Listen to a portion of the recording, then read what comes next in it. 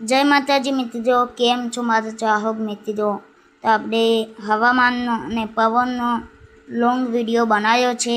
તો તમે જોઈ શકો છો પવન આવે છે અને પવનનો આનંદ છે અને વાદળા કેવા છે અને થોડા છોટા પણ આવે છે. તમે વિડીયોમાં જોઈ શકો છો વાદળા.